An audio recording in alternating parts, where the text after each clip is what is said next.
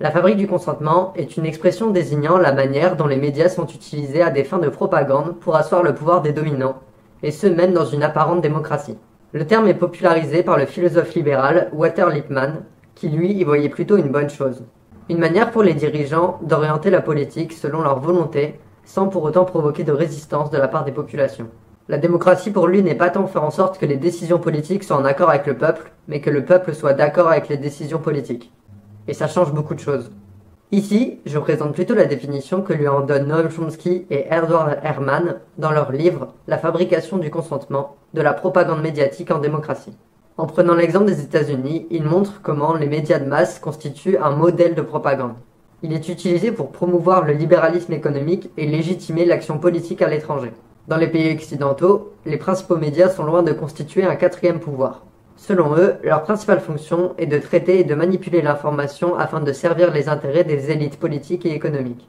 En outre, ces mêmes élites possèdent et contrôlent les médias, soit directement à travers les financements, possession du capital des entreprises de presse, mais aussi subventions d'État, soit indirectement à travers les sources d'information reconnues par eux-mêmes comme seules, officielles et crédibles.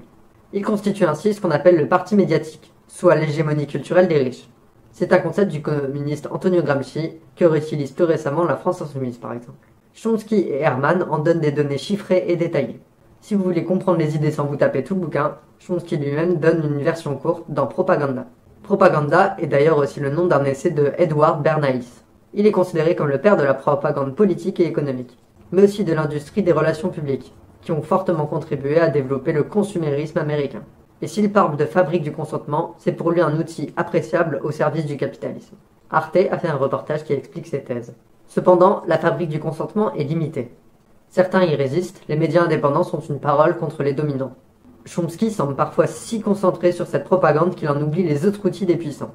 Face à ceux qui ne consentent pas, l'État ou les milices fascistes emploient toujours la force physique. Il y a beaucoup d'autres critiques possibles de faire sur Noam Chomsky. Sa position d'intellectuel lui donne une aura qu'idéalise certains révolutionnaires.